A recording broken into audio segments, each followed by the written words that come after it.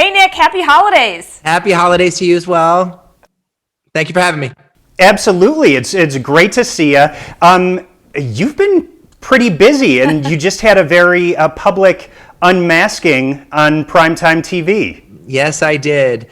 I was the crocodile on The Masked Singer, and it just got revealed last night. I had a ton of fun with it. I was actually supposed to be on the last season, and there was a costume that I actually designed, which was the rock turtle costume. And then I basically didn't have time to do the show because I was on tour with the boys, and then Jesse McCartney decided to take the costume, and then he went on to do really well in the competition. And then when the quarantine hit, some time opened up, and that's when I, decided to, they invited me back, and I decided to join the show and pick the Croc as my character, and, the rest is history. Yeah, I mean, you were fantastic, and the costume was amazing. You must have been proud of that one. That was good. I was incredibly happy with the costume. Actually, I like to say things are meant to be. It's just what it was. And when I first saw it, I had a choice between another costume and that one. And I said, well, it's definitely the Croc. The pink, it just stood out. It was like this showman. If I was on stage, I could just pop. A little bit of a Liberace kind of thing going on. Very Vegas. You know what I'm saying? Like live in Vegas and all those things. So no, it definitely lent to me being able to play with the character as well, and to use it during the performances. And obviously, the show kind of lends itself to quarantine anyway, doesn't it? It does. That's the thing, that's one of the reasons I wanted to do it. We were right in the middle of a world tour down in South America, and, things got cut short, and we were getting ready to do another 50 shows in the States. We were going to launch those, and those are still on the books, when everything is safe and things come back again. At a time when we're all sitting back home and, we're on lockdown, and we're all hungry for entertainment and ways to sort of just have an outlet and just something that we can, especially when it comes to live performances. I thought it would be great for our fans. I thought it would be great for people who were sitting back home and just were craving, entertainment. And, it was my own way of sort of giving back and bringing a little bit of joy to people's hearts out there and everywhere. Yeah, and it worked. And listen, we've lived in Las Vegas for a very long time. We've seen a lot of shows, and I wanted to let you know, when I went to the Zappos Theater and saw the Backstreet Boys, I didn't know what to expect, but like all of a sudden when you're coming down on stage and everything, it was literally one of the best shows I have been to since I've lived here 15 years now.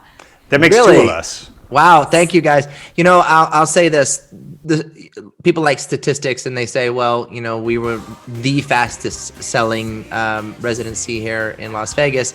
And then there's talks that it was one of the best out there. And listen, the Backstreet Boys, we do something that a lot of other bands and entertainers just don't do anymore, and that's sing and dance and put on a big elaborate show. And it's about the show. It's about the entertainment value. And, that's what Vegas gave to us. And we were able to really highlight that here. We would love to come back. That's one of the reasons why I live here now. I brought, I moved from California, from LA. When my son was, right around 1 year old, raised him here, was able to drive to the venue 15 minutes away, come back home, raise him. My daughter was born in Las Vegas, and so there's a lot of roots that I've basically been, planting here, and it's just a great community, and I love being a part of. Well, and we love hearing that you guys would like to come back, because I know that once live productions get back up and running, there's nobody more that fans would like to see back up on the stage at the Zappos Theater than Backstreet Boys. Yeah, that would be great. I mean, I'll say this. I think I like to say that's the reason why I didn't leave. That's because I know we're going to be back again. We got to finish we have to finish our touring. And, once everything's safe and once everyone feels comfortable enough to get out there and enjoy the live atmosphere again, we'll be back again. And once that's done, I mean, listen, I can say this, there has been serious discussions on another residency here in Vegas. Right. Love it. Perfect. We love to hear that. And you know, you said it was a lot of fun. You said The Masked Singer was fun, and now you've got new music coming out. And this first song, '80s movie, it's fun. It sounds like what you're doing and you're kind of doing in your life right now is making sure to lift people up and make sure that you're bringing smiles to people, which is important. Yeah, I was trying to find a song. Once I was doing The Masked Singer, I really got inspired again. I said, well, maybe I can, do solo music. It's a little bit harder with the group, and we're in different places right now. But so that's why I decided to start to record music, and I was recording it right here in Las Vegas, at a great studio that I love. And yeah, I found this song, '80s movie, and I was trying to find something that wasn't like necessarily, oh, I'm trying to do a Christmas song or I'm trying to do like a holiday song, but still had that spirit of nostalgia, still had that sort of like make you feel good around the holidays. It was like, okay, I was trying to find a song that could basically be like the Home Alone of music. I don't know. You know what I'm saying? Yeah. Like, but you know what I mean? Like, and, but just not going too far. And so this song is incredible. It gives you the good feels. It's good vibes. And I think people are going to really like it. So it drops this Friday, New Music Friday on Spotify and on iTunes. So I'm looking forward to seeing what people think about it. Yeah. So once the single comes out, I mean, do you have plans on putting out the whole album? Yeah. So I have a bunch of music that I have actually recorded, and the plan was really to not rush necessarily the music out, because I was like, oh, maybe I could put an album out. That would be kind of cool. But I said, well, you know what? Let's just put out a song and see what people think. Keep recording music, and maybe if I get enough in time, if it's the right music, maybe I'll release an album. We do live in a world that's pretty fast right now, and people can just put out singles if they want, and after time it just might turn into be an album. So yeah. Great. And listen, let's talk Here for the Kids. Great organization. We've done work with them before. Incredible what they do for children here in the Las Vegas area. Talk about your role with the organization. I know you've been really trying to bring awareness about what they do. Yeah, totally. The being back home and sitting, in quarantine with my family, and I'm 100% father all the time. I love my children, and when I look at them, I think to myself, thank God, they're healthy, and I'm very grateful for that. But not everybody has that, in their lives, and that's when I started to think, like, God, like, you think about the silver lining when you're back home and we're not touring, we're not doing all these things. What can we do to give back? What can we do to raise awareness? And there was this organization, Cure for the Kids, that when we did the Las Vegas residency, I visited the hospital. I took, walked all through it, saw the way that they treated the kids, the way they treated the families, how they gave families hope during this, in all these situations and so I was just absolutely blown away. And I thought, well, maybe this could be something that I could connect with, because I have had, pediatric cancer. Actually, it affects,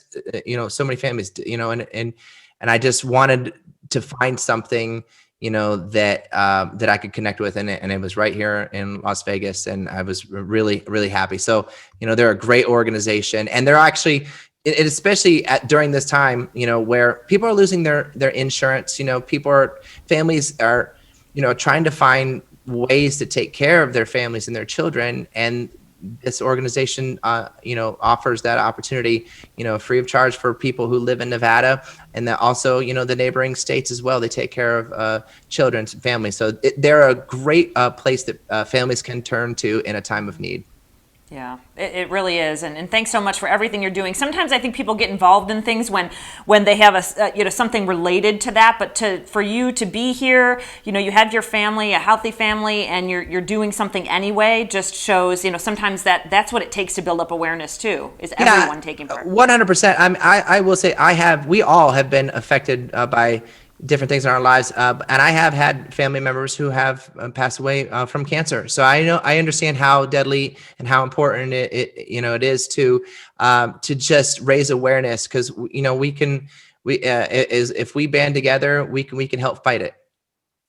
And we have a link so that you can get in touch with Cure for the Kids on our Vegas Revealed social media pages. We'll make that really easy for you. And Nick, you did mention that you're on dad duty all the time. I know that you're big on making breakfast for the kids. Have you brushed up on your breakfast skills since you've been at home with the family over the last several months? I'll say this. I am really good at, I'm getting better at multitasking and being able to have, my daughter in one hand and then, feeding my son on the other hand. And, I have my go-tos, I'm always in the kitchen. I'm always cooking. And it's so funny. One of the things I realize now that, and I don't know if you guys have kids, but basically you don't sit down anymore.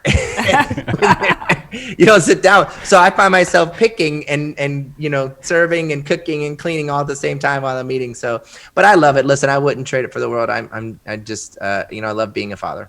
Yeah, you get your steps in, that's for sure. Yeah, that's true. Hey, how do you like living in Las Vegas?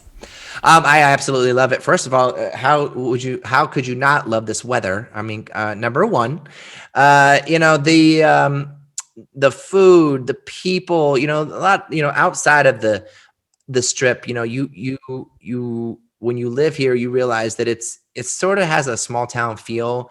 But at the same time, big hearts and, a community that just supports one another and is there for each other. And it's really the term Vegas strong is extreme. It's real, and yeah, I just fell in love with it. I love it. I talk to a lot of people too that say, well, trust me, I've been here for 30 years and, I didn't think I was going to live here. I always thought I was going to move. And they always say they never leave. I'm like, okay, I get it now. I understand why. The traffic, great. I love no state taxes. Right. There's a lot of things that are great about it. Yeah. And incredible weather and good golf. Yep. I know, 15 years each. We both thought that it was going to be a quick stopover, but here we are today. Yeah, and, pretty cool. Every week on the Vegas Revealed podcast, Nick, we always give out our tips for Vegas visitors who are coming to town, how to get the most out of their stay, places to visit. Do you have any places that are like your hidden gems? Yeah. There's one place I'm actually craving it right now that you're saying that. And I like pho here is incredible. Like the Vietnamese pho, it is absolutely incredible here in Vegas. And there's this place called District 1 Kitchen. Have you ever been there? No, I've heard of it. Surprisingly, I haven't. Absolutely incredible. They have this like lobster pho, like they put this whole lobster in there and it's like just absolutely delicious. And they do like the ribeye pho's and everything. Those are great. I love that. There's also a place I like to go to where I live. It's called Mama Bird. I love it's so good. Like so there's a lot of options of good food outside of the strip that people should definitely explore. Yeah, there so are. So District 1 and Mama Bird. Those are Nick's suggestions. Good ones. Good ones. Oh yeah. Absolutely. Well, listen, we are looking forward to seeing you back on tour. We're looking forward to new music, and we really can't wait for you to be back with a residency in Las Vegas. Thank it was you. So much fun. Yeah, I can't wait. I think it's going to be for the boys. We're like I said, once everything gets to a place where people want to come out again and enjoy live music, we want to be there on the other end to just entertain and to bring joy and bring people back together. We do believe that we came from a very positive era when it came to the late 90s and the music reflects that and that's who we are, and we feel like once we get back on tour we're going to be there to bring joy to people's lives. And like I said, there are some things cooking. Again, a food reference in the kitchen. I'm hungry. There's some things cooking like that are in the works right now. There is a song that we are working on that might come out a little sooner than later. We did just do the Britney Spears song as well. That was that was a lot of fun. Obviously, we love Britney, and so we're doing a couple things here and there. So Well, we love to hear that, and Nick, we look forward to seeing you in person once we can get out and about again here in Las Vegas and move freely. Listen, Absolutely. I hope you and your family have a great Christmas, wonderful New Year, and we look forward to seeing you back Absolutely. on stage. God bless you guys. Be safe. All right, take care, Nick. Later.